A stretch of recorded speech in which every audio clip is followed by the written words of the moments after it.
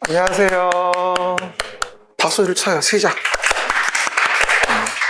새로운 만남을 축하하는 그죠 시간입니다. 오늘 여러분하고 이제 저하고 이제 1년의 여정이 시작되어집니다. 오늘부터 이제 우리가 부동산에 대한 부분을 공부하면서 감정평가 관계 법규라는 부분을 저하고 이제 1년 동안 공부하실 거예요. 그렇죠? 그래서 이제 저는 다들 뭐 이름은 아시고 오셨겠지만 얼굴은 처음 봤나 봐요. 그래서 아까 봤는데 아는 척을 안 하더라고요. 그렇죠? 어쨌든 이제 이상곤이라고 하고요. 그렇죠? 그래서 서로 상자에다가 땅곤자라 그래가지고 뭐 서로 땅하고 친하게 지내라 뭐 이런 얘기인가 봐요. 그렇죠? 그래서 뭐 땅하고 친하게 지내고 있어요. 우리 아버지가 빚피처가 있냐 물어봤더니 전혀 없더라고요. 그냥 학렬상 그냥 이상곤이더라고요. 어쨌든 그래서 우리가 앞으로 1년 동안 관계복귀의 부분을 볼 거고요.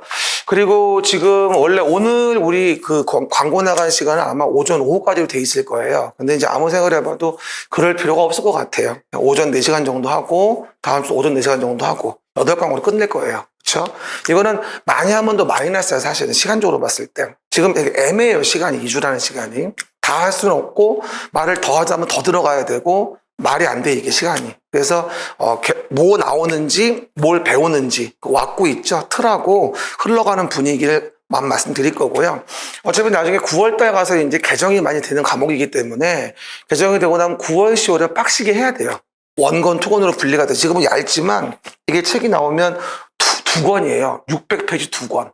그렇죠? 그러니까 1200페이지야. 책만. 그죠? 내용이 무지하게 많아요. 그래서 지금 내용에서는 우리가 어떻게 흘러가는지, 어떻게 볼 건지, 뭘 볼 건지 흐름 파악하는 거고, 수학 배우기 위한 산수 정도 한다? 이렇게 이해하시면 될 것 같아요. 그리고 회계 같은 거는 왜 그 분기하는 거 이런 거 배우잖아요, 요즘에. 뭐 대차지조법, 뭐 차변, 대변 이런 거 배우잖아요. 우리 이제 이 배우는 법의 흐름, 우리가 뭘 배워야 하는 건지, 왜 관계법규를 배우는지, 뭘 배워야 하고, 목적이 뭔지, 이런 거를 알고자 하는 게 오늘 우리가 배우는 목적이 되어지겠어요. 너무 큰 부담 갖지 말고요. 부담스럽지 않게 하나하나 진행하시면 될 거예요. 그리고 뭐 다들 뭐 아시고 오신 거라고 보여지지만 관계복규는 상당히 내용이 많아요. 말도 못하게 많습니다. 정말 이거를 뭐 우리가 나중에 기본 강의일 때 9, 10월 달에 정말 2달에 끝낼 수 있을까 정말 말이 안 나올 정도로 많거든요. 근데 그 많은 거를 제가 나오는 것만 골라서 해드려요. 그렇죠? 참 신기하게 해드리니까 걱정하지 마시고요.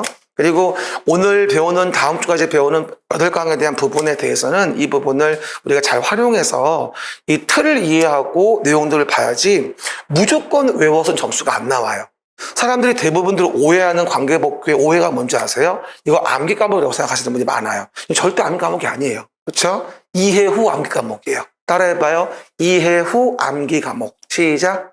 이해 후 암기. 그거예요. 그냥 암기가 아니에요, 이게. 오해하시면 안 돼요. 그냥 못 외워요.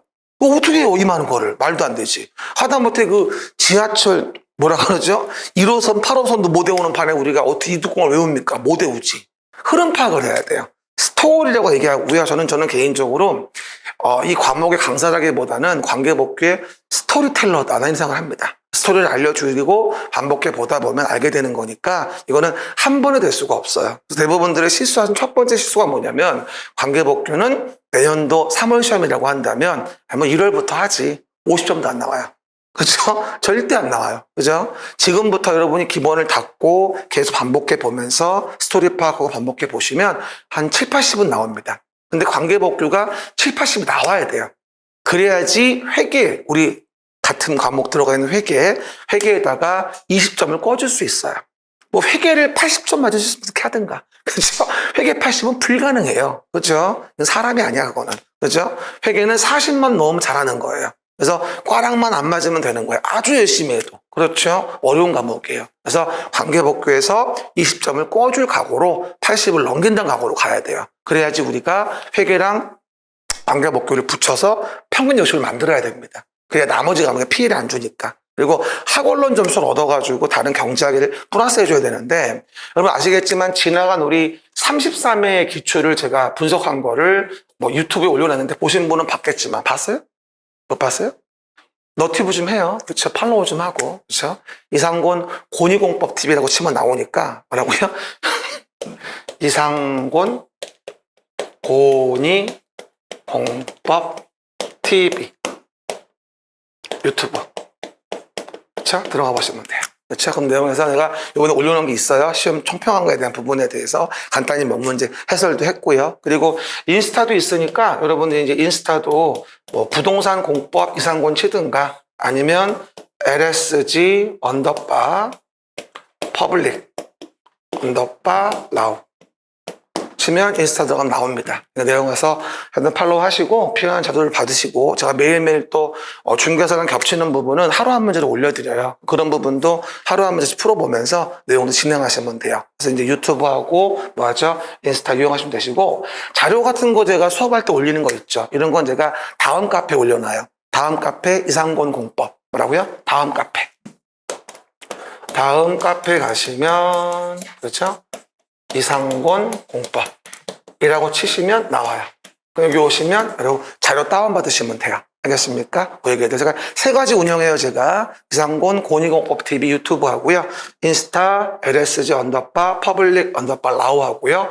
다음 카페 이상권 공법 세 가지 운영하니까 이거 해당 내용 가서 가입하시고 이거는 구독하시고 이건 팔로우 하시고 그렇죠? 그러면서 내용들 보시면 돼요. 그래서 소통이 또 중요해요. 공부하다 모르는 거 있으면 중간중간 물어보시고 급하게 뭐 다음에 남겨도 되고 급하시면 뭐 인스타 남겨도 되고 그럼 내가 아는 대로 바로바로 해주니까 그렇죠? 그렇게 해서 진행하시면 되고 사실 공부라는 게 되게 외로워요. 혼자서 뭘 하기 힘들고 고민이 있으면 또 글도 남기시고 뭐 어떻게 하면 좋을까요? 뭐 등등등. 그럼 내가 아는 범위 내에서는 이러시죠 저러시죠 알려드리니까 여러분 혼자 고민하는 것보다는 훨씬 효율적이에요. 그렇죠 여러분? 그렇게 제가 이것만 25년 했으니까 믿어도 괜찮아요. 그리고 뭐 우리 평가사 시장에서 뭐 관계복귀 그러면 뭐 어디 가겠어요? 저한테 와야지. 갈 데가 없잖아요. 제가 친구가 없어요. 재수가 없어가지고. 그래서 좀 이해 좀 해주시고 어쨌건 많이 활용 좀 해주시기 바라고요. 보시는 바와 같이 별로 이렇게 막 지루한 스타일은 아니에요. 아시겠지만 그래서 뭐 평가사 시장에 우리가 뭐 공부해서 뭐 하나의 재미를 담당하고 있다? 나의 담당이에요. 그렇죠? 지루하지 않고 재밌는 수업하고자 애를 쓸 거고요. 앞으로 우리 지금부터 1년 동안 봐야 돼요. 물론 중간에 좀 쉬지만 9월달 가서 기본이론 들어가면 계속 내년 시험 볼 때까지 매주 수요일날 봐야 되거든요. 그러니까 뭐 기본만 듣고 안 들으려고요. 옳지 않은 방법이에요. 혼자 할 수 없는 과목이야. 이 방대한 양을 해결할 수가 없어요. 그러니까 계속 기본이론 듣고 오늘 입문 들은 다음에 문제풀이 듣고 요약 강의 듣고 문제 특강 듣고 시험 보러 가는 거예요. 계속 매주 수요일마다. 그래서 같이 호흡하면서 같이 돌리는 거야. 전체 범위 계속. 그렇죠? 이게 옳은 방법이에요. 저는 그래가지고 개인적으로 단과로 끊는 것보다는 종합반으로 끊는 게 되게 합리적인 방법이에요. 관계복귀는 그냥 내가 봤을 땐 과목별 종합반이 있잖아요. 이것만 들을 거면 과목별 종합반을 끊는 게 맞아요. 단과보다는 돈도 더 많이 들어가. 결국은 다 들어야 되는 거니까. 그렇죠? 그렇게 이해하시면 될 것 같아요. 그래서 앞으로 우리가 내용도 진행할 거니까 너무 부담 갖지 마시고 활용하시면서 1년 동안 공부해 가시면 될 것 같아요. 그죠? 그래서 총론을 먼저 말씀드리는데 총론 말씀드릴 때 우리가 관계복귀를 보기 위한 기본적인 패턴이거든요. 우리가 왜 관계복귀를 어떤 패턴으로 배우는지 봐야 되는데 우리가 사실은 법이라는 걸 배운다고 이해하시면 돼요. 법을 배운다. 그렇죠? 근데 그럼 법이라는 게 뭐냐? 나오죠, 이제. 첫 번째 페이지.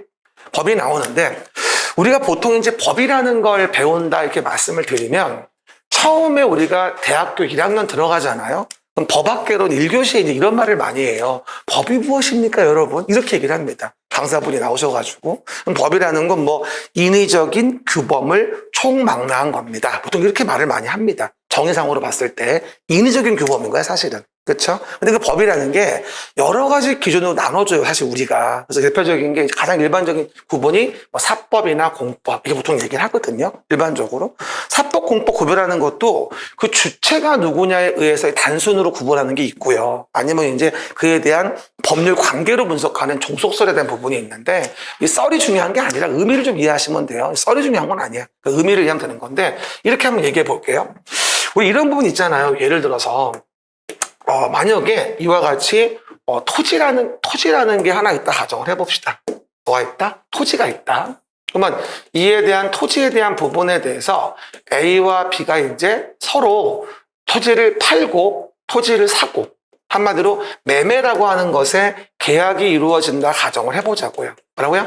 매매 계약이 이루어진다. 그러니까 계약은 뭐예요? 쌍방의 의사표시잖아요.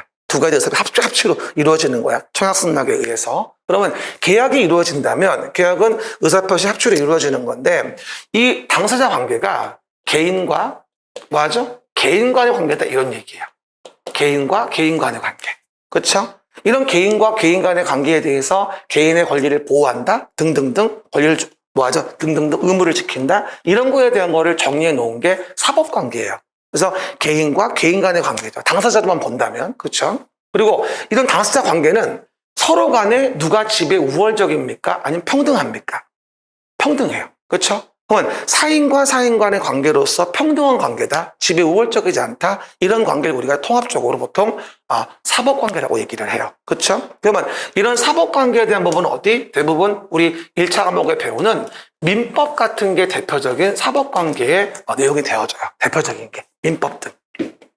그렇죠? 이런 게 우리 해당 내용의 사법관계죠. 이걸 이제 1차 과목에서 우리 민법쌤하고 또 1년 내내 너는 누구냐, 나는 누구냐, 우리 뭐 했냐, 의사표시가 어땠냐, 유효하냐, 어쩌냐, 뭐냐, 취소하냐 따지는 게 바로 민법의 사실은요. 그렇죠? 손해배상 문제가 어떠냐, 채무불이행이 어떻게 따지는 거. 민사 간에, 개인 간에. 알겠습니까? 이게 사법관계거든요. 그럼 우리는 이 사법관계 배우는 게 아니라 이걸 배울 거예요. 그럼 뭐 좀 물어보죠. 이 토지를 B가 샀어요. 그럼 B는 왜 토지를 샀을까요? 이유는? 그럼 B한테 물어봐야 되겠죠? 그렇죠? 왜 샀니? 물어봤더니 건물 지려고 샀어요. 뭐 지려고? 건물 지려고 샀어요. 그렇죠? 그러면 건물은 토지만 있으면 마음대로 질 수 있는 거죠? 많은 걸 알고 있는데 뭐라고요? 토지만 있다고 마음대로 질 수 있는 게 아니에요. 뭐냐면 우리 한다못해 관악구청이나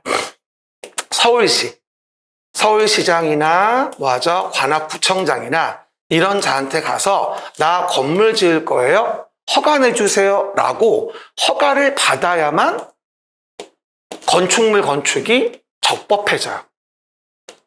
됐죠? 그러면 요 비란자가 당의 건물을 짓기 위해서 적법하게 하려면 서울시장이나 관악구청장에게 허가를 받아야 적법해지거든요. 그럼 이런 법률 관계는 너랑과의 관계가 아니죠. 이거는 뭐예요? 너랑 나랑은 사법관계 이건데 이건 너랑 나랑이 아니에요. 나랑 높으신 분이랑. 이해가셨죠? 그럼 이 높으신 분이 뭐예요? 행정청이 나를 규제하는 거예요. 뭐라고요? 행정청의 높으신 분들이 뭐 하는 거다? 나를 규제한다. 이런 법률 관계 우리는 뭐라 하냐? 공법관계다. 뭐 행정법 등이 있고 예를 들어서 이러고 얘기합니다. 그러면 결론적으로 우리가 배우는 법률 관계는 사실은 이 공법 관계를 배우는 건데 결론적으로는 서울시장이나 관악구청장이나 국토교통부 장관이 나를 어떻게 허가받게 함으로써 규제를 할 건가? 즉 행위 제한을 가할 건가? 그렇죠? 이걸 배우고 싶은 게 사실은 공법 관계예요. 우리가 배우는 관계 법규는 거의 다 공법 관계입니다. 물론 공시로 가면 사법적 속에 섞여 있긴 합니다만 일반적으로 우리는 공법 관계를 배우는 거예요. 결론적으로 뭐다? 나를 서울시장이 어떻게 규제하지? 내가 가진 토지를 어떻게 이용할지를 누가 규제를 하지? 무슨 근거로 규제를 하지? 이걸 배우는 거예요. 결론적으로 민법상에 대한 배우는 건 너랑 나랑과의 관계를 배우는 거고 저랑 배우는 건 나하고 서울시장 간의 관계, 나하고 관악구청장의 관계, 나하고 국토교통부 장관과의 관계. 그럼 지배 우월적 지위에 있는 공공의 주체가 나를 어떻게 제한을 가할 것인가.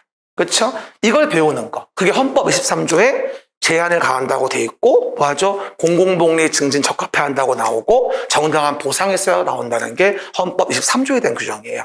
행위 제한 가하는 근거가 되는 헌법 조항이 되어지겠죠. 그것에 의해서 규칙을 가하는 거거든요. 그래서 앞으로 우리가 저랑 여러분하고 관계법규를 공부할 때는 내가 우리 국민들이 어떤 규제를 받는가 규제법이다.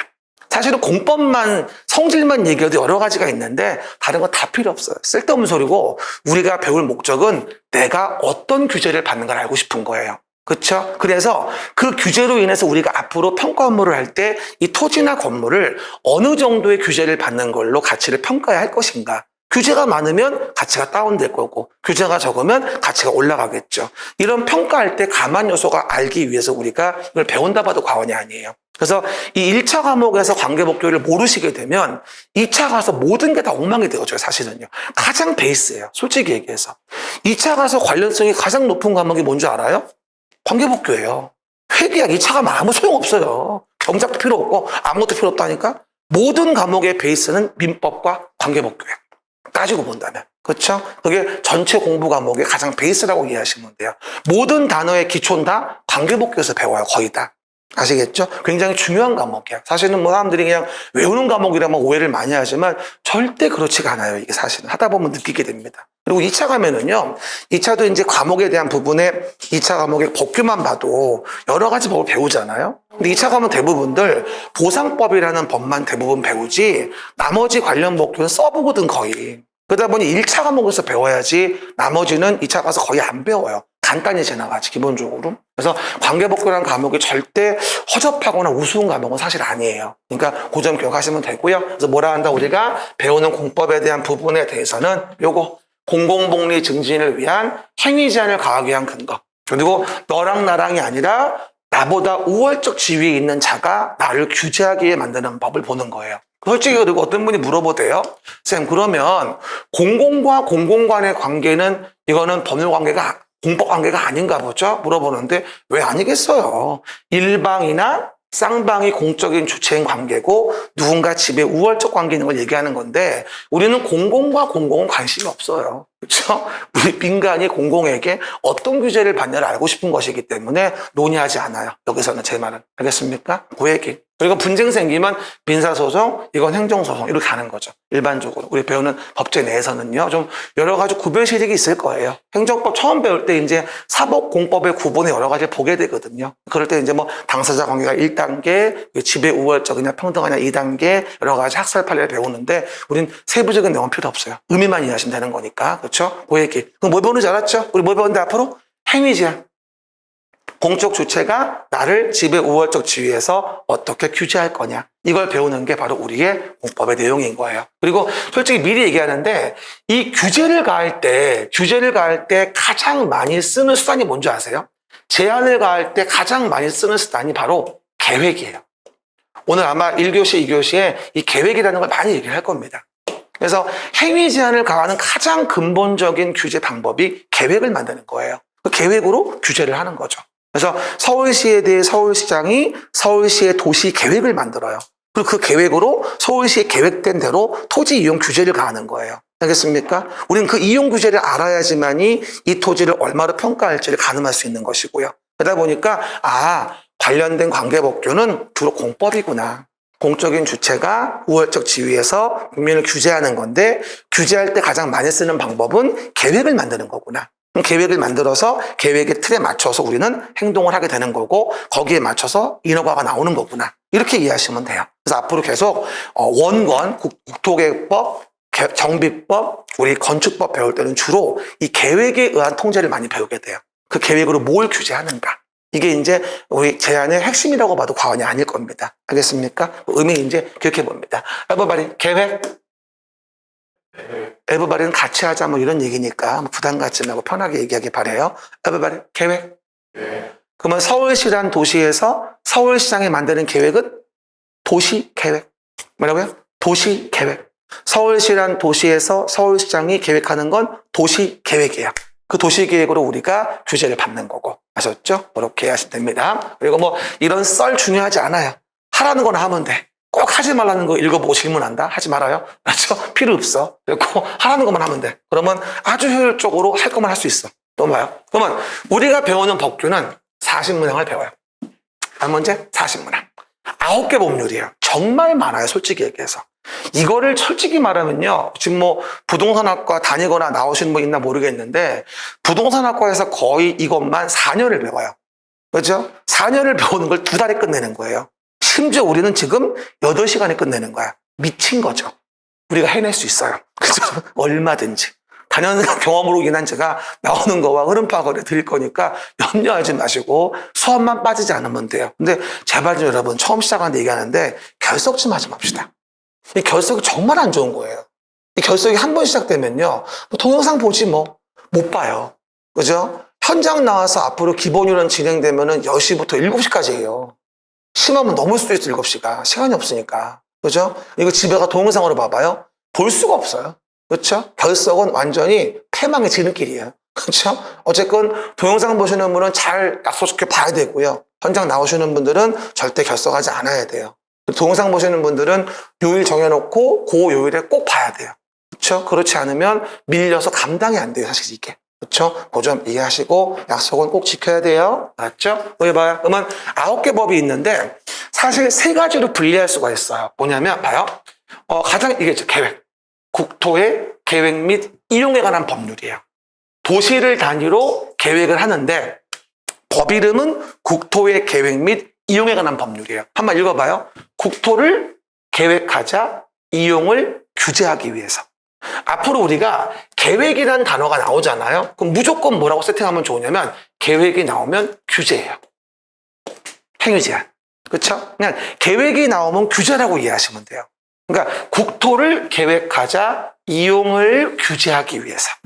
이걸 정한 법이 국토의 계획 및 이용에 관한 법률인 거예요. 근데 문제는 국토는 넓어요? 됐다 넓어요? 답변 또 안 하네. 됐다 넓어요. 그럼 됐다 넓으니까 한꺼번에 계획하는 게 효율적일 리가 없어요. 그렇죠? 그러면 국토를 이루는 기초 단위가 뭘까? 라는 걸 고민하게 된 거죠. 그 국토를 이루는 바로 기초 단위가 도시인 거예요.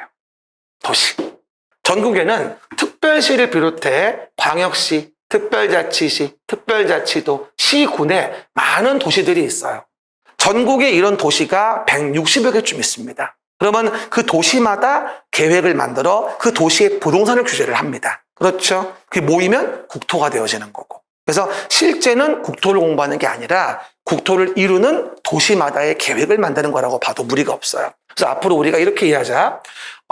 도시라는 말이 법에 나오면 우린 서울이니까 도시란 말이 나오면 그냥 서울시장이, 서울시에 대하여 서울시장이, 앞으로 이렇게 이해하자고.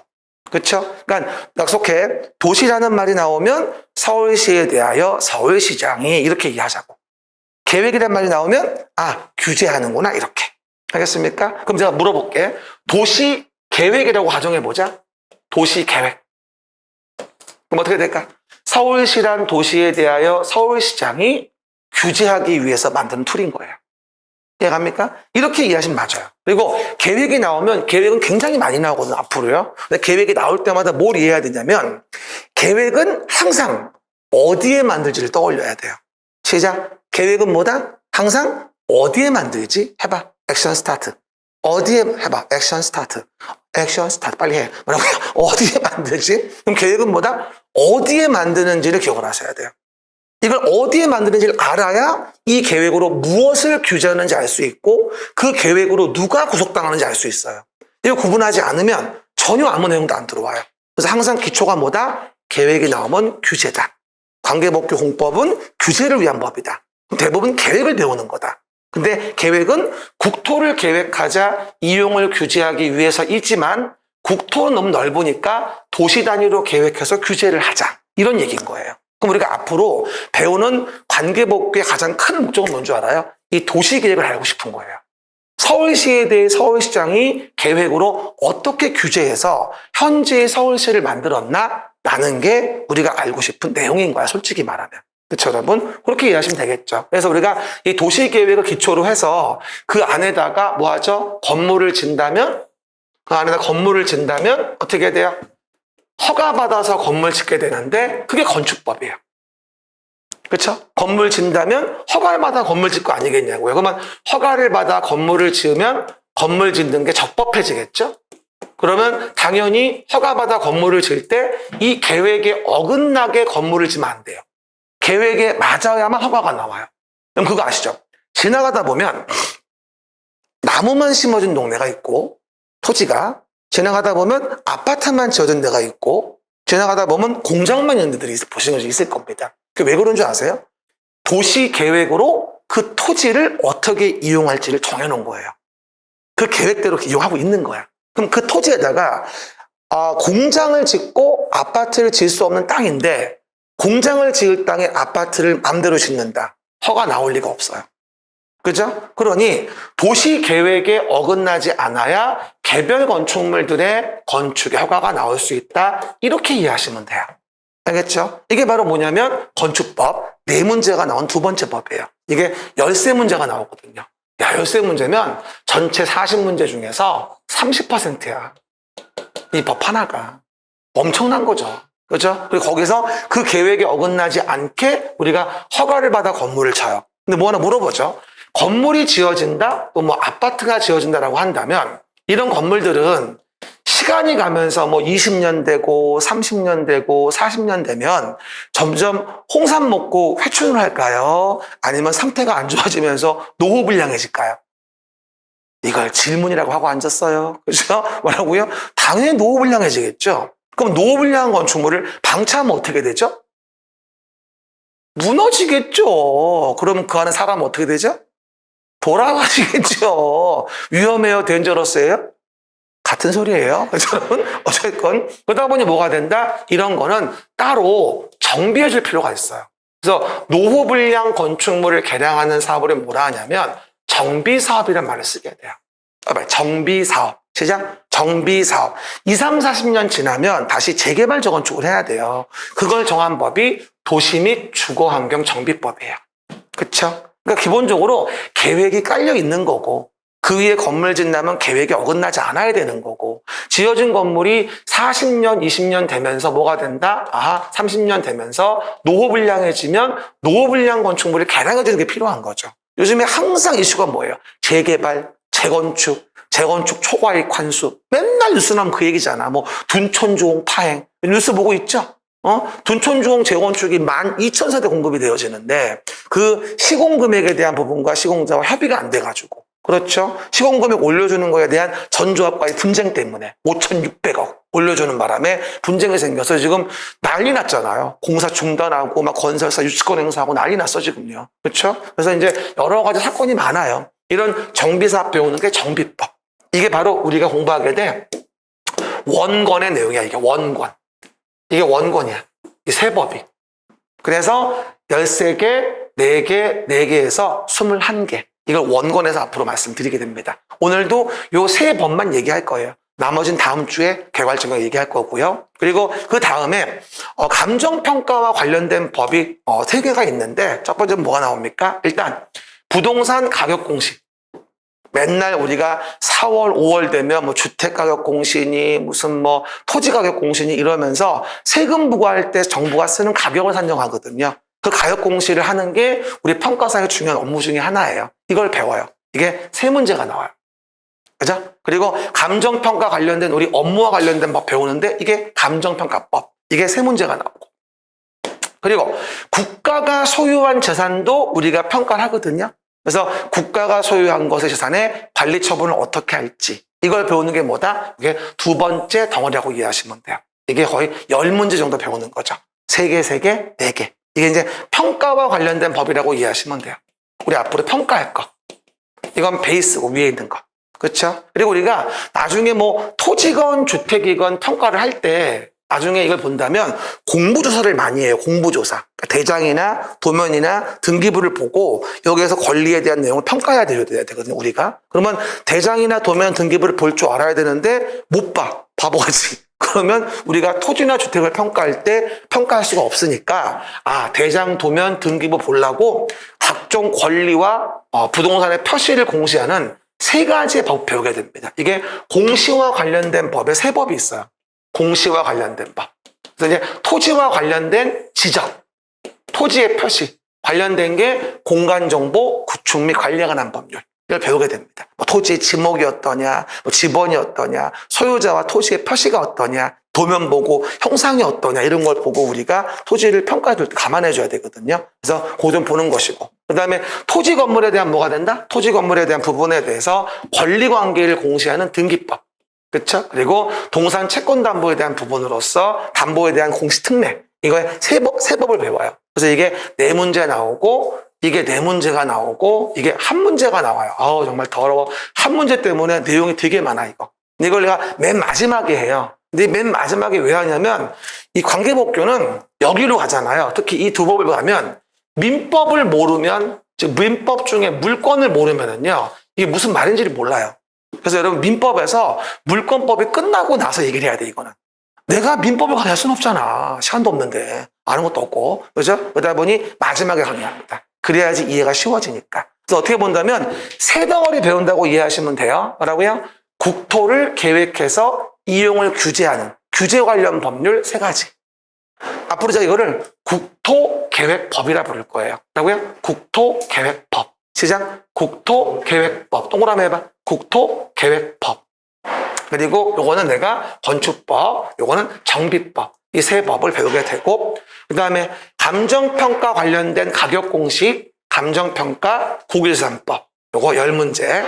그리고 세 번째, 지적 관련된 거와 권리 관련된 공식에 대해서 공간정보 구축 및 관리에 관한 법률, 등기법, 동산 채권담보 해가지고 해당 내용 부분에 뭐다? 총 9개와 관련된 부분의 문제를 배우게 됩니다. 아셨죠? 그래서 40문제를 보는 거고 이 아래에 있는 두 덩어리가 바로 감정평가 투권 부분에 나오는 부분이에요. 그렇죠? 근데 이 뒷부분은 법이 6개인데 이거는 4주에 끝내요. 거의 뭐라 되죠? 한 주에 한 주 이상 뭐 하죠? 하나 법 이상을 봐야 한다는 얘기예요. 그만큼 양이 많고 빠르게 수업이 진행이 되어집니다. 지금은 뭘 보는지만 간을 좀 보시면 될 것 같고 사실 매번 얘기해요. 저는 1년 수업 중에 가장 중요한 수업을 이 입문과정이라고 봐요. 왜냐하면 어떻게 공부를 할지 우리가 간을 볼 수 있는 시기거든요. 근데 이걸 아무것도 모르고 간도 안 보고 있다가 갑자기 내년 1월 달에 와가지고 하겠다. 지금 왔는데 어떻게 해야 되죠? 뭐 어떡하라고. 그렇죠. 갑자기 1월에 와가지고. 100% 얘기하건데 멍 때리고 무슨 뭐 2차 공부한다고 처음에 깝죽대다가 나중에 1월달 가서 가빠지면서 1차도 안 됩니다. 저는 개인적으로 욕심내지 말라 말을 많이 하고 싶어요. 20몇 년 동안의 강연 느낀 게 뭐냐면 대부분 욕심이 많아요. 어떤 욕심? 빨리 붙고 싶은. 그러다 보니까 지금 베이스 아무것도 안 되고 1차 관계복귀 아무것도 모르는데 실무 배우고 앉았고 뭐 2차 복귀도 배우고 앉았고 이러고 앉아 있어요. 물론 중요하지 그것도. 하지만 베이스 안 된 상태에서 2차를 들으면 그것도 이해가 안 가요. 솔직히 얘기하면. 그렇죠? 그러다 보니 저는 스텝 바이 스텝으로 1차 붙고 그 다음에 2차 붙는 정도가 가장 아름답다고 봐요. 그렇죠? 다음에 안에서 1차 면제가 되기 때문에 문제 없거든요. 그렇죠? 1차 깐 다음에 2차 베이스 깔면서 다음에 본격적으로 2차 보면서 붙는 게 3년차 합격의 기본적인 모습인 거거든요. 그렇죠? 그게 맞다고 보여져요. 2년, 1년에 붙는 분은 솔직히 많지는 않잖아요. 그렇게. 그래, 다 붙으면 좋죠. 1년에 한 번에 끝내가지고 뭐, 한 방에 붙으면 좋은데, 내가 25년 강의하면서 1년에 다 붙은 분들은 거의 본 적이 없어요. 2년차 붙는 분들은 참 드물고요. 그렇죠? 근데 3년차가 가장 일반적이에요, 사실은. 일반적. 5년차는 조금 좀 느린 면이 있지만, 되면 된 거야. 언제 됐든 간에. 7년도 괜찮긴 한데 너무 길지 그건 안 돼. 어쨌든 3년 정도에 끝낸다는 마음으로 가고 계획을 잘 짜셔야 돼요. 그게 맞는 거지. 1년에 어떻게 되겠어 이 어려운 시험이. 말도 안 되지. 그럼 다 붙게? 그럼 무슨 의미가 있어? 이게 아무 의미가 없지. 다 붙으면. 우린 다 붙어도 돼. 마무리가 안 되네. 그래서 이렇게 일단 스케줄 좀 짜시면 될 것 같고요. 그래서 헌법 23조에 나와 있죠 여기? 헌법 23조, 이게 이제 제한 가하기 위한 근거가 되어지는 부분이겠죠. 모든 국민 재산권은 보장되고 내용과 한계는 법률로 정해요. 그리고 재산권 행사는 뭐다? 공공복리. 이 공법의 근거예요. 그렇죠? 공공복리 적합하게 하라는 게 공법의 근거입니다. 그래서 규제를 가할 수 있는 거예요, 사실은. 그리고 뭐가 되죠? 공공의 필요에 수용사용 제한 가할 때 하라고 한다면 보상은 법률로 해야 돼. 그래서 앞으로 우리가 공익사업을 위한 토지 등 취득 및 보상 법률에 의해서 도로를 만든다, 공원을 만든다, 일반 국민재산을 강제로 뺏어갑니다. 그 강제로 뺏어가는 걸 수용이라 그래요, 우리가요. 그러면 그 강제로 뺏어갈 때 먼저 뭐 해줘야 돼? 보상금을 먼저 줘야 되거든요. 정당한 보상이 이루어져야 돼요. 그 보상을 정한 법이 바로 2차에서 배우는 공익사업을 위한 토지 등 취득 및 보상 법률이에요. 그래서 2차 복귀에서 거의 80% 차지하는 부분인 거죠. 1차 과목은 그냥 관련 법률이지만 2차 과목의 핵심이에요. 보상법이라는 법이. 그래서 보상은 법률로 정하되 정당한 보상을 지급해줘야 되고 이 정당한 보상을 지급하지 않으면 항상 문제가 되어지는 게 헌법에 어긋난다는 불합치 판결이 이루어지게 됩니다. 정당한 보상이 이루어지지 않으면. 그래서 대표적인 게 뭐 도로 만든다고 도시계획 시설부지 결정했는데 10년 지나도록 사업도 안 한다거나 이래가지고 99년도에 뭐 헌법에 어긋난다, 보상 규정 없이 무리한 규제를 가했다, 뭐 이런 얘기. 그렇죠? 뭐 개발 제한 구역 내에서 무리한 규제를 가해서 토지를 이용할 수 없게 수십 년 규제를 가했다, 보상 규정도 없이. 그렇죠? 그런 거에 대한 부분이 항상 헌법의 불합치 판결, 유보적 위헌 판결이죠. 바로 위헌 때리면은 법률 관계가 혼란스러워지니까 다른 법 나올 때까지는 유효하게 하는 헌법 불합 청구를 하게 됩니다. 그건 나중에 또 배울 거야. 또 하시게 되면 또 그런 걸 이제 배우게 되는 게 우리 관련된 헌법 근거가 되어지는 거예요. 그렇죠? 그렇게 간단히 이해하시면 됩니다. 이 정도만 전체 법률 이해하시고요. 넘어가시면 이제 법률 관계가 나와가지고요. 아까 보신 바와 같이 뭐가 됩니까? 이런 자들이 우리를 규제하는 거예요. 행정의 객체를. 관련된 법에 의해서 법을 만들어서 관련된 계획에 의해서 그렇죠? 관련된 행위를 해주는 거죠. 그렇죠? 만약에 아까 설명한 바와 같이 여기다가 A로부터 B가 토지를 샀고 그 위에 건물을 질라 그래요. 그러면 요 국민이 자연인이 뭐하죠? 행정주체인 지자체, 시장, 구청장에게 허가 신청을 해요. 나 건물 질 거니까 허가 내주세요. 당사자 관계, 공적 주체와 나랑 관계, 공법 관계. 알겠습니까? 그 얘기. 그리고 여기에 뭐가 있어요? 관련된 건축법이 있겠죠. 관련된 도시계획이 있을 거예요. 그러면 관련된 법 등에 적합하고 관련된 계획에 어긋나지 않으면 요 A한테 B한테 뭘 내주죠? 허가를 내줘요. 이렇게 허가를 내주는 법률 행위를 행정행위라고 해요. 그렇죠? 그러니까 법률행위 종류가 왜 아다시피 뭐 단독행위, 계약행위, 합동행위 이런 게 있잖아요. 그렇죠? 근데 그 중에서도 이 행정행위는 뭐다? 공권력의 주체입니다. 그래서 우월적 지위의 공권력에 있는 주체가 뭐하죠? 지배 우월적 지위에서 뭐하죠? 의사표시하는 거죠. 이거를 허가 내주는 것 등을 우리가 행정행위란 말을 쓰게 돼요. 그러고요. 허가 자체를 내주는 게 뭐다? 법률행위로서의 행정행위라고 이해하시면 됩니다. 내용들 그렇게 보시면 되겠죠. 그래서 이와 같은 허가를 언제 받을 수 있는지 그런 내용들을 우리가 하나하나씩 내용들을 정리하는 거라고 이해하시면 되겠죠. 그렇죠? 우월적 지위에서 표시하는 의사표시가 되어지겠죠. 공권력의 주체로 행정행위 이걸 배우는 거예요. 그리고 뭐 이런 행위가 기본적으로 뭐다? 뭐 적법했다, 그럴 때 효과, 위법했다, 권리를 어떻게 구제할지 뭐 이런 게 이제 언급이 되어져요. 그래서 대부분도 우리 2차 과목 가면 주로 이걸 배우죠. 행정구제에 대한 거. 그래서 권리구제 어떻게 받을까? 뭐 이해신청, 쟁송에 대한 심판소송 같은 거. 이런 거 배우는 게 2차 과목인 거고 따지고. 우리 1차주로 이런 거 많이 배워요, 여기. 그래서 적법하게 처분했다면 얘들이 뭐하죠? 사인의 의무가 변동돼서 자기, 부자기, 급부, 수용 의무가 생기고 그런 거를 말을 안 들어먹으면 안 되니까 행정의 실효성 확보 수단을 위해서 행정청이 대신 집행한다든가 강제 징수한다든가 보통 세금 안 낼 때 이런 것들에 조치를 취하는 거예요. 법률행위에 대한 적법이냐 위법이냐에 따라서 효과가 달라지는 거니까 그 의미만 좀 이해하시면 돼요. 이건 이제 하나하나 앞으로 배우게 될 겁니다. 관계를. 이게 어떻게 본다면 영어로 본다면 2형식, 3형식 문장 구조에 사실 이게 문장 구조. 이게 행정행위에 대한 문장 구조거든. 그렇죠? 보시면서 사이즈 이해하시면 되고요. 그러면 깊은 행정법 얘기는 필요 없어요. 의미만 아시면 돼. 이 내용에 대해서. 그리고 요거 나올 때 가장 우리가 중요한 게 뭐냐면 이게 중요해요. 뭐냐면 우리가 행정 주체에 대한 행정청에 대한 부분을 배울 때 행정청이 누구냐, 행정 주체가 뭐냐 이렇게 말하거든요. 그렇죠? 그러면 행정의 주체에 의사를 표시하는 기관이 있어요. 행정 주체의 의사를 표시하는 기관. 이걸 우리가 행정청이라고 해요. 그렇죠? 우리 국가는요, 행정 주체예요. 지방자치단체도 행정 주체인데 문제는 뭐냐면 그들의 의사표시 기관이 따로 있다는 얘기죠. 그러면 의사표시 기관을 뭐라 한다 우리가? 행정청이라고 하고 국가지자체 의사를 표시하는 거예요. 그럼 우리는 당연히 관련된 공법을 공부할 때는 국가가 무슨 의사표시를 해야 돼요. 그럼 그 의사표시를 누가 할 거냐? 정부에는 몇 개의 부가 있죠?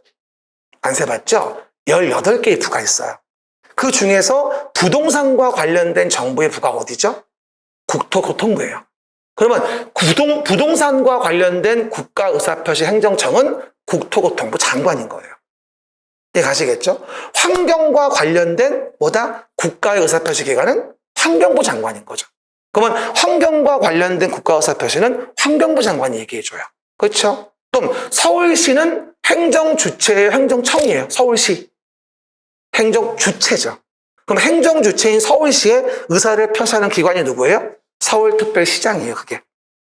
시장이 대표적인 행정청입니다. 그러니까 행정청은 행정주체의 의사표시 기관이구나 라고 이해하시면 돼요. 그럼 우리가 처음에 관계법 공부할 때 이걸 이해를 못 해가지고 왜 그자인가요? 왜 그건가요? 물어보는 분이 되게 많아요. 그래서 우리가 하다못해 요 내용에서 요건 반드시 아셔야 돼요. 밑에 발표 좀 하시고 행정 주체의 의사를 표시하는 행정청에 대한 부분 요건 좀 이해할 필요가 있어요. 여러분, 그 얘기들. 그럼 이제 아래쪽에 행정청이라는 것의 의미를 잠깐 좀 봐볼게요. 행정청이란 뭐라고 나와요? 행정에 관한 의사를 결정하여 표시하는, 행정에 관한 의사를 결정하여 표시하는 뭐죠? 국가지자체의 기관. 요걸 우리가 행정청이란 말을 써요. 그래서 국가지자체의 뭐라고 이해하자? 의사표시기관이구나 라고 이해하시면 돼요. 뭐라고요? 국가지자체의 뭐다? 의사표시기관이구나 라고 이해하시면 됩니다. 국가지자체의 의사표시기관이라고 이해하시면 됩니다. 그리고 뭐 예외적으로 뭐 아래쪽에 그 밖에 뭐 행정권한 가지고 있거나 위탁받은 공공단체 기관 사인일 수도 있는데 이건 행정심판법상 예외적인 거 나중에 얘기하고요. 주로 뭐라고 이해하자? 행정청은 국가지자체의 의사표시 기관이구나 라고 이해하시면 돼요. 네, 가셨죠? 이렇게 간단하게 일단 이해해 놓으세요. 그럼 이제 이걸 봤을 때 우리가 뭘 봐야 된다? 여기 봐요. 처음에 설명드린 바와 같이 우리가 그러면 행정 주체 의사를 표시하기 위한 행정청이 누군가를 봐야지만 조문을 이해할 수가 있어요. 항상 법은 아까 문장 형식처럼 국토교통부 장관이 누구에게 무엇을 해야 된다. 서울시장이 누구에게 뭘 해야 된다. 뭘 하려고 한다면 누구에게 뭘 받아라. 항상 이런 식으로 나와 문장 구조가. 항상 뭘 알아야 돼? 행정 주체가 누구고 그에 대한 의사표시 기관, 행정청이 누군지를 알아야지만 이 문장이 이해가 돼요. 그렇죠? 그럼 일단 자연인 법인에 대한 거는 민법에서 배우겠지만 이 행정 주체와 행정청에 대한 부분은 우리 관계복귀에서 배워야 돼요, 주어를. 그래서 보신다 한번 봐요. 간단히 볼게요. 국가라는 행정 주체가 있어요. 거기에 의사표시 기관인 행정청은 가장 대표적인 게 국토교통부 장관이에요. 현재 정부에는 18부, 4처, 18청이 있습니다. 근데 뭐 5월 10일부터 또 당이 바뀌고 정권이 바뀌어서 어쩔지는 가봐야 알아요. 근데 지금은 여당 된 분들이 소수당이라 바로 개각은 안 한답니다. 아시죠? 왜냐면 소수당이라 바꾸기 힘들어요, 지금. 그래서 아마 다음 한 1년이나 2년 후가 될 수도 있을 텐데 그때 가볼 수도 있고 아니면 지금 할 수도 있겠지만 제가 봤을 때는 지나야 될 것 같아. 그렇죠? 이제 지자체장 6월 1일 선거해보고 그리고 이제 2년 후에 또 국회의원 선거해보고 그러면서 슬슬 시동 걸지 않을까라는 느낌은 들어요. 지금 괜히 덤비다가 싸움밖에 안 나고 인식만 안 좋아지니까. 그런 느낌 들죠? 뉴스를 안 보죠? 좀 봐요. 봐봐. 어쨌든. 근데 아직까지는 국토교통부 장관이라고 하고요. 아다시피 정권 바뀔 때마다 계속 장관이 바뀌어요, 이름이. 이 국토교통부 장관 원래 이름이 뭔 줄 알아요? 건설부 장관이었어요, 원래 이름이. 그러다가 건설교통부 장관이었다가 다시 또 국토부 장관이었다가 국토해양부 장관이었다가 이제 국토교통부가 된 거야. 어디로 튈지 알 수가 없어요. 그래서 여러분 가봐야 알아. 하지만 아직까지는 국토교통부 장관이에요. 그리고 우리는 부동산을 공부하시는 분들이기 때문에 결론적으로 부동산에 관련된 문제가 나오면 정부의 의사표시기관은 국토교통부 장관이에요. 우리 배우는 거 90% 얘입니다. 그죠? 국토계획법 관련된 거, 정비법, 건축법 관련된 거 나올 때에는 원권에서는 뭐다? 무조건 정부가 나와 국가가 나오면 의사표시기관은 국토교통부 장관이에요. 짧게 국장이라 부를 거예요.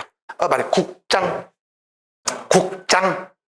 짧게 부를 거야. 이러면 또 선생님 국방부 장관은 어떻게 하려고 그러십니까? 물어보는 분이 있는데 우리 법에 안 나오셔요. 그래서 신경 쓰지 마세요. 우리에게는 오로지 국장밖에 없어요. 알았죠? 그래서 국가계획이다. 부동산과 관련된 국가계획이다. 거시기다 나오면 이건 100% 그냥 국토교통부 장관이구나. 이렇게 권한자를 이해하시면 한 방에 끝나요. 이거 하나로 많은 지문이 끝납니다. 그렇죠? 그거 지금 뭐 배우는지 알지? 행정주체 의사표시기관인 행정청을 배우고 있는 중이야. 이런 자가 우리한테 의사표시하는 거야. 일반 국민한테. 알겠죠? 그걸 알아야 조문을 본단 말이야. 당사자 관계지 보고 있는 거야. 알겠죠? 그 얘기들. 그리고 수산자원보호구역은 해장이라고 해양수산부 장관이 권한자야. 해장. 그냥 외워. 수산자원보호구역 나중에 배울 텐데 해장의 권한입니다. 그냥 외우시면 되고 행정안전부라고 있죠? 옛날에 내무부라고 했는데 그렇죠? 행정안전부. 보통 이제 지자체의 대빵인 거죠. 따지고 본다면 그 얘기하고 경제부총리 그렇죠? 기획재정부 장관 기장이라고 합니다. 그렇죠? 나중에 가면 이제 국유재산법 갈 때 배울 텐데 정부 재산의 총괄 책임자예요. 보통 총괄청이라고도 하고 경제부총리 보통 기획재정부 장관이라고 하죠. 그렇죠? 이런 게 나오고요. 안 써놨지만 뭐 환경과 관련된 거는 재밌는 게 환장이죠. 뭐라고요? 환경과 관련된 건 환장이에요. 뭐 과학 관련된 거 뭐 과학통신정보 무슨 부 나오고 또 그렇죠. 뭐 산업통상자원부 무슨 뭐 이런 거 나오잖아요. 공장 관련 나오면 그런 식으로 정부에 18개의 부가 있고 나머지는 필요 없어요. 국토교통부 장관만 아시면 돼요. 나머지 내용하고 됐습니다. 그런데 우리가 이제 골치 아픈 게 이거예요. 지방자치단체. 이게 은근히 어려워 생각보다 이게. 그럼 뭐야? 큰 지자체가 광역자치단체. 작은 지자체가 뭐죠? 기초자치단체입니다. 그러면 큰 지자체가 뭘 얘기하는 거냐 봐봐. 큰 지자체는 이걸 얘기하는 거야. 시, 도지사. 이게 큰 지자체야. 큰 지자체. 지자체도 큰 지자체가 있고 그 안에 작은 지자체가 있단 말이야. 큰 지자체가 바로 뭐야? 광역자치단체라고 하는데 이걸 시도라고 해요. 우리가 조문이 앞으로 나올 때 이런 질문이 잘 나옵니다. 시도지사는 이렇게 나와요. 조문에서. 시도지사는 이러고 나온단 말이야. 그렇죠? 근데 어떤 분들이 선생님 요 시도지사의 시와 도 밑에 있는 시장군수의 시와 한문이 다른가요? 아니 똑같아. 그래서 똑같은데 이게 레벨이 달라. 그렇죠? 그러면 이신지 어떻게 알아요? 뒤에 도가 수행하면 이거고 뒤에 군이 수행하면 얘야. 그렇죠? 그렇게 이해하시면 돼. 그리고 문제에서 안 헷갈리게 하려고 경기도 A시에서 충청북도 B시에서 이렇게 언급을 해줘요. 그럼 도 밑에 있는 시구는 알 수 있는 거예요. 아니면 그냥 시도지사는 이라고 나온다면 뭐 한다? 당연히 큰 도시를 얘기하는 거고요. 그럼 여기서 시도지사의 시는 뭘 얘기하는 거냐면 봐봐. 특별시, 광역시. 시작? 특별시, 광역시. 세종특별자치시의 특별자치시야. 이게 바로 세종시 얘기하는 거야. 세종특별자치시. 이게. 요거 또 행정조직 모르는 분들 모르면 많더라고. 그쵸? 신행정수도 알고 있죠? 그게 세종특별자치시. 요 시도지사이라고 나오면 시를 뭐라고 이해하자? 특별시, 광역시, 특별자치시인 거지. 성남시, 안양시, 의왕시 이런 거 아니야. 이해하셨죠? 이거는 큰 도시의 시야. 그렇죠? 그럼 물어봐요. 서울특별시는 몇 개 있어? 한 개 있으니까 특별시인 거야. 알았죠? 서울특별시 하나야. 그러면 광역시는 몇 개 있더라? 안 세봐서 모르지. 내가 세봤거든. 6개야. 그렇죠, 여러분? 그래서 우리가 인천, 대전, 대구, 부산, 광주, 찍고 울산까지 6개야. 그래서 보통 7대 광역시라고도 하고 6대 광역시라고도 해. 그 중에 대표이사가 특별시인 거야. 따지고 본다면. 이해가셨죠? 이게 서울인 거고 사실은. 이게 특별시 광역시야. 그리고 세종특별자치시가 있는데 이런 큰 도시 밑에는 뭐가 있는 줄 알아? 이런 큰 도시 밑에는 지방자치단체인 구가 있어요. 이걸 기초자치단체로서 자치구의 구청장이라고 합니다. 뭐라고요? 자치구의 구청장. 우리 관악구청장, 뭐하죠? 강남구청장, 종로구청장, 인천 연수구청장. 이해가십니까? 중구청장. 그렇죠? 부산 서구청장 뭐 등등등. 이런 식으로 뭐가 되어지죠? 특별시, 광역시 밑에는 지방자치단체인 구가 있습니다. 한마디로 만약에 건축물이라는 걸 짓잖아요. 그럼 건축물을 요 A가 지으려고 한다면 주로 허가 내주는 게 구청장이에요. 사실은. 그렇죠? 자치구일 때 그런 거예요. 그래서 여기 나와 있는 자치구의 구청장은 지방자치단체로서 지자체 권한을 가지고 허가권을 가지고 있어요. 알겠습니까? 하지만 주의할 거 봐봐요. 주의할 건 이겁니다.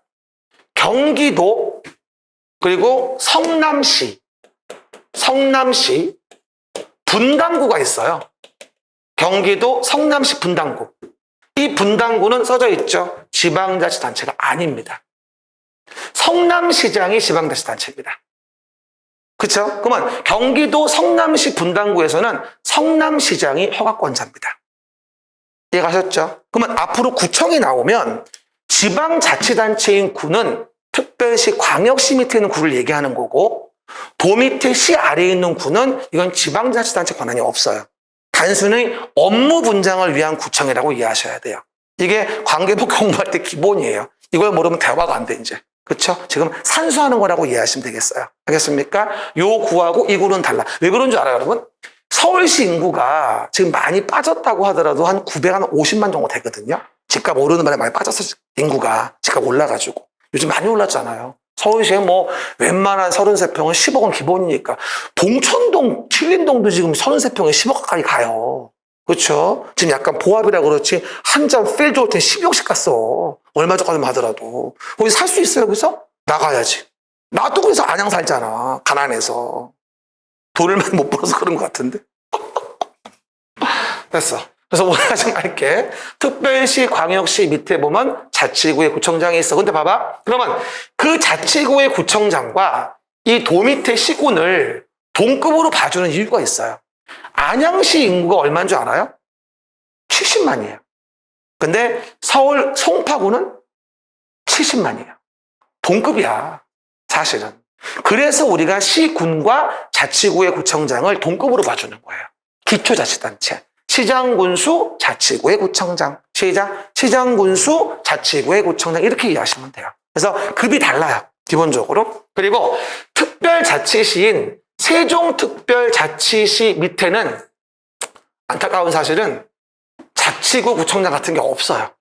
그냥 읍면동이에요. 읍면동은 지방자치단체 아니에요. 엑스에나요? 아닙니다. 조치원읍 있지? 세종시에 있는 거야, 그게. 조치원읍이. 이해가십니까? 이게 근데 읍면동은 지자체가 아니기 때문에 결론만 얘기하면 세종특별자치시에서는 모든 의사표시를 시장이 해. 구청이 없거든. 그렇죠? 그래서 앞으로 특별자치시 나오면 무조건 모든 권한은 그 시장한테 있어요. 왜냐하면 그 밑에는 구청장이 없으니까. 이해 가시겠죠? 이걸 이해해야 조문이 이해가 돼요. 이걸 안 듣고 기본 이론 듣잖아. 무슨 말인지 알 수가 없는 거야. 뭘 말하는지 주어를 모르겠으니까. 그러니까 인문은 그래서 중요하다. 기본적으로 알 건 알아야 되는 거니까 그 얘기고요. 그 다음 도가 있는데 도는 그냥 도지사가 있고 도지사 그리고 알죠? 제주 특별자치도 달라. 제주 특별자치도도 여기처럼 기초자치단체가 없습니다. 모든 권한은 누구한테 있다? 도지사한테 있어요. 달라요. 이거하고는. 근데 어떤 분이 그래요. 쌤 이상한데? 제가 제주도 얼마 전 여행 갔다 왔는데 제주도에 제주시도 있고 서귀포시도 있던데 왜 없다고 해요? 물어보는데 이건 지방자치단체 아니에요. 행정 업무 분장의 시에 불과해요. 유일하게 시인데 지자체가 아닌 건 이거밖에 없어요. 제주시, 서귀포시는 지자체 아닙니다. 권한이 없어요. 건축법에서 건축에 허가를 내주는 것도 도지사가 해요. 한마디로 세종특별자치시하고 제주특별자치도는 모든 권한이 요 시장과 도지사한테 있다라고 이해하시면 되고요. 그리고 유일하게 지자체가 아닌 시가 있다면 제주시와 서귀포시입니다. 그래서 우리가 제주는 선거를 도지사만 해요. 요번에 6월 1일 날 얘네 안 뽑아. 이건 임명직이야. 도만 뽑아. 제왕적 지위야. 거의 따지고 본다면 이게. 도지사는. 그렇죠? 원희룡 지사가 여기 지사였잖아.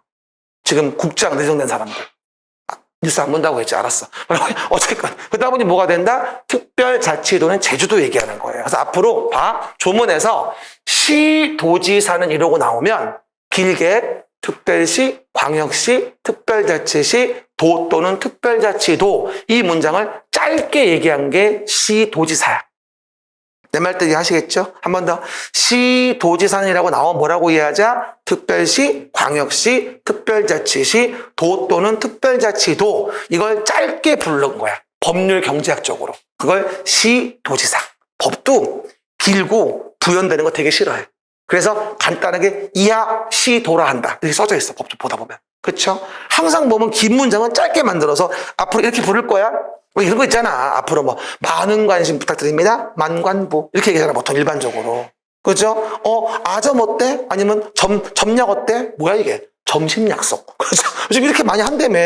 나는 알아듣지를 못하겠어. 그렇죠? 요즘에 연습한 거야 많이. 그 정도 보시면 됩니다. 근데 한 가지 팁이 또 하나 있어요. 뭐냐면 도지사 밑에 기초자치단체의 시군이 있는데 그 기초자치단체의 시 중에서 뭐 하나 물어보죠.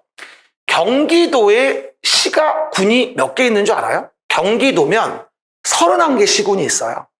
31개 시군이 있는데 그 중에서 경기도라고 한다면 31개의 시군이 있는데 군은 사실은 양평군, 연천군, 가평군 3개밖에 없어요. 양평군도 조만간 시가 된대요. 그러면 가평군하고 연천군 말고는 다 시예요. 솔직히 말하면. 근데 그 시가 제가 사는 안양 옆에 의왕시라고 있어요. 의왕시. 의왕시 인구가 13만 정도 돼요. 근데 옆에 성남시는 몇 명인 줄 아세요? 96만이에요. 성남시 인구가. 이해 가세요? 경기도 중에서 가장 인구 많은 시. 가장 인구 많은 시는 수원시예요. 수원시 130만이에요. 125만 정도. 경기도 2등 인구가 고양시예요. 110만.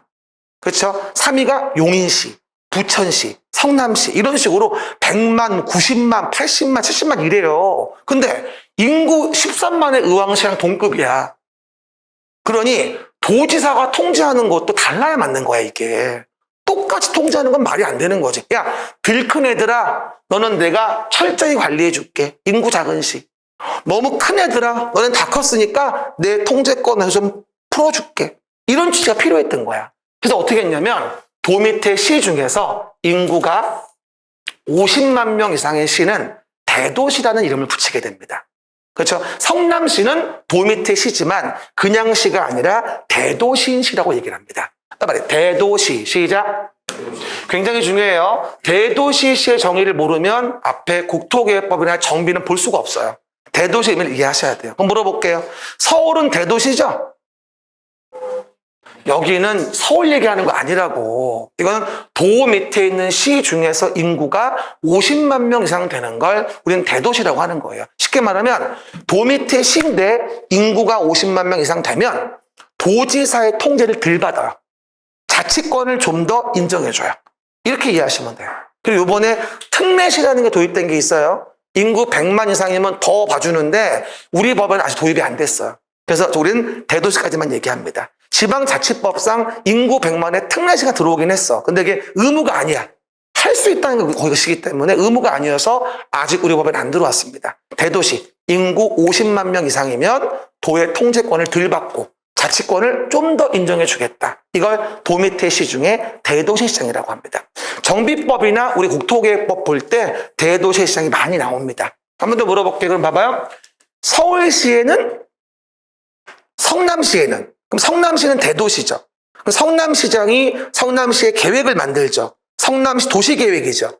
원래 성남 도시계획은 관리계획 같은 경우는 도한테 결정을 받아야 되는데 대도시는 성남시의 도시관리계획 같은 거를 결정하지 않고 직접 결정해요. 성남시장이. 자치권이 많이 인정되어지는 거죠. 대도시의 시장은 뭐라고 이해하자? 자치권이 또 왜 안 써줘? 자치권이 뭐가 된다? 업돼 있는 거다라고 이해하시면 돼요. 맞아. 자치권이 좀 더 업돼 있는 거. 이걸 대도시라고 한다. 이해하시면 됩니다. 그래서 우리가 1교시에는 전반적인 내용에 대한 부분에 대해서 우리가 정리해 봤고요. 법률 관계에 대한 것들 간단히 봤어요. 그러면 넘겨보시면 다음 페이지에 행정계획 나오죠. 아까 봤던 것처럼 계획은 우리가 규제를 가하기 위한 어떤 라인이 되어지는 거니까 의미 이해하시면 되고요. 그러면 오른쪽에 국토계획법부터 내용들 보시면 될게요. 쉬었다 갈게요.